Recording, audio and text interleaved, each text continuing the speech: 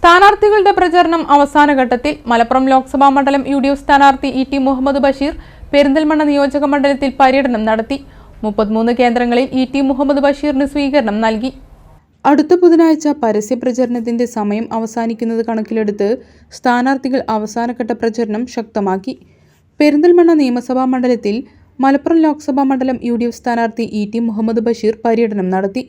മേലാറ്റൂരിലെ മനഴിയിൽ നിന്നും ആരംഭിച്ച പര്യടനം മുസ്ലിം ലീഗ് സംസ്ഥാന സെക്രട്ടറി സി.പി. സെയ്ദലവി ഉദ്ഘാടനം ചെയ്തു. മേലാറ്റൂർ, വെട്ടത്തൂർ, താഴേക്കോട്, ആലിപ്പറമ്പ്, ഏലംകുളം, പുലാമന്തോൾ പഞ്ചായത്തുകളിലായി 33 കേന്ദ്രങ്ങളിൽ ഇ.ടി. മുഹമ്മദ് ബഷീറിന് സ്വീകരണം നൽകി. നജീബ് കാന്തപുരം എം.എൽ.എ, നാലകത്ത് സൂപ്പി, നിയോജക മണ്ഡലം UDF chairman M Zakir Hussain, convener S Abdul Salam, AK. Nasar, AK. Mustafa, Aranjikkal Anandan, C. Sukumaran, Nalakath Shoukath, C. Basheer തുടങ്ങിയ നേതാക്കൾ സ്ഥാനാർത്ഥിയെ അനുഗമിച്ചു.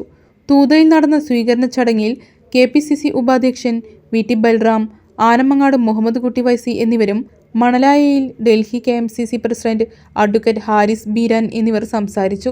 Zubair master, PK. Zakir, Ameen Sheelath, Siddique Wafi, Nabeel Vattapparamba, advocate Jaleel Kunnakkavu തുടങ്ങിയവർ വിവിധ കേന്ദ്രങ്ങളിൽ സംസാരിച്ചു.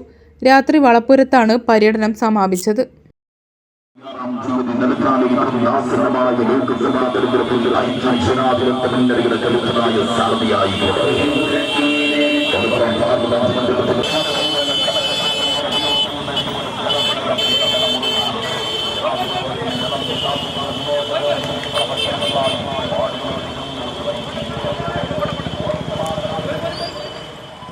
ചമഞ്ഞൊരുങ്ങാം ചമയത്തിനൊപ്പം.